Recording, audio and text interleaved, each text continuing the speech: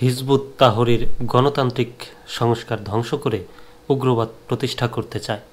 March for খেলাফতের মিছিল থেকে গ্রেপ্তার নিষিদ্ধ সংগঠন হিজবুত তাহরীর 17 সদস্যকে 5 দিনের রিমান্ড মঞ্জুর করেছেন আদালত।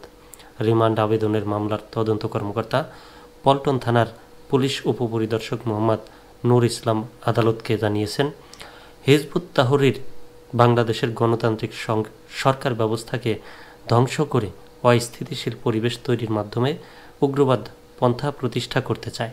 শনিবার 8 মার্চ বিকেলে আসামিদের চিফ মেট্রোপলিটন ম্যাজিস্ট্রেট আদালতে হাজির করে হাজতখানায় রাখে পুলিশ। এরপর 4:05 আসামিদের হাতে হাতকড়া, বুকে বুলেট প্রুফ জ্যাকেট, মাথায় হেলমেট পরিচয় করা নিরাপত্তার মধ্য দিয়ে সিএমএম আদালতের 8 তলায় এজলাসে তোলা হয়। আসামিদের তোলার সময় আদালতের প্রাঙ্গণে পুলিশ ও অজ্ঞাত ব্যক্তিদের হাতাহাতির ঘটনা ঘটে। পরে 17 আসামিকে ঢাকা মেট্রোপলিটন ম্যাজিস্ট্রেট মাসুমা রহমানের আদালতে তুলে একই কাঠগড়ায় রাখা হয়। আইনজীবী, পুলিশ ও গণমাধ্যম কর্মী ব্যতীত সবাইকে শুনানির সময় এজলাস কক্ষ থেকে বের করা হয়। পরে বিচারক মাসুমা রহমান এজলাসে আসেন।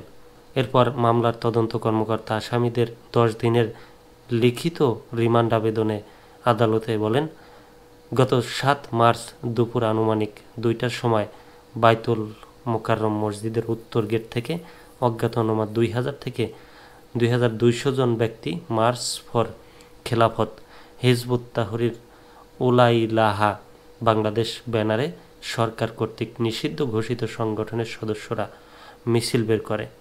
তারা সরকার বিরোধী দেশের সার্বভৌমত্বকে আঘাত করার প্রয়াসে পতাকা, ব্যানার, লাঠি সোঁটা নিয়ে স্লোগান দিয়ে মিছিল করে পল্টন মোড়ের দিকে যেতে থাকলে পুলিশ বাধা দেয়। তখন তারা পুলিশের প্রতি ক্ষিপ্ত হয়ে ইট পাটকেল নিক্ষেপ করতে থাকে।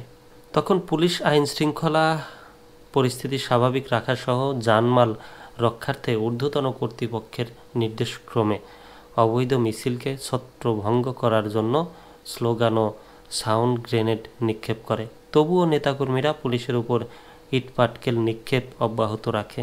এরপর আসামিদের গ্রেপ্তার করা হয়। ঘটনাস্থলে তাদের ব্যবহৃত পতাকা, স্লোগান ও আনুষাঙ্গিক কার্যক্রম দেখে নিশ্চিত হওয়া যায় তারা নিষিদ্ধ ঘোষিত সংগঠন হিজবুত তাহরীর সক্রিয় সদস্য ও সমর্থক।